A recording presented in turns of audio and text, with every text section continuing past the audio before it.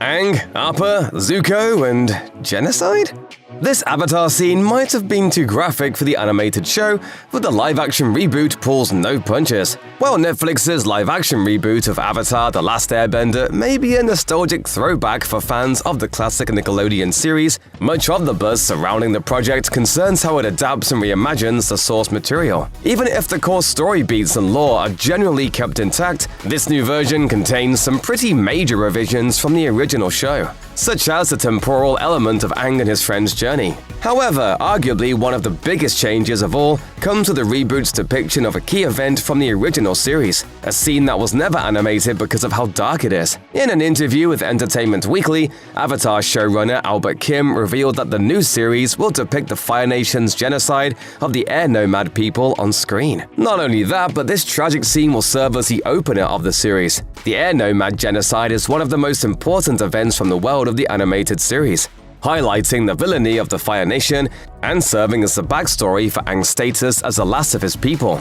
Nonetheless, the actual event itself was only ever referenced and not shown. I knew the next Avatar would be born an air nomad, so I wiped out the air temples. According to Kim, the inclusion of this harrowing event was a point of priority for him and the team. He told Entertainment Weekly, "I felt it was important that we see the events that creates the story of Avatar. The famous line is, everything changed when the Fire Nation attacked. I wanted to see that." Netflix's Avatar The Last Airbender opening with the events of the air nomad genocide is a pretty major shift for the new series. But it wasn't just done out of the creative team's desire to realize this key plot point on screen. Throughout pre-release materials, the team has emphasized the desire to differentiate the show's identity from what has come before, and including this scene was one part of demonstrating that shift. Kim told Entertainment Weekly, "We just wanted to make sure audiences didn't think they were getting a kids show. We want to ensure that our show is for all ages." If the world is going to have any chance, it's going to need Aang.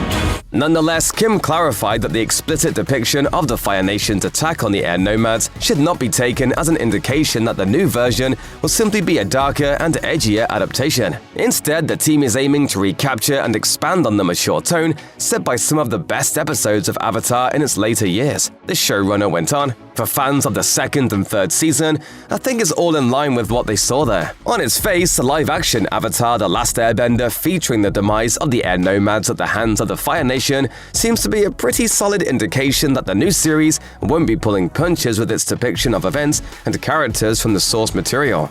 Nonetheless, the news of this scene's inclusion comes amid a bit of controversy that suggests the opposite. Specifically, the Netflix adaptation has made a huge change to Sokka's arc that has fans divided. The team revealed to Entertainment Weekly that they decided to tone down Sokka's sexist qualities in the new series.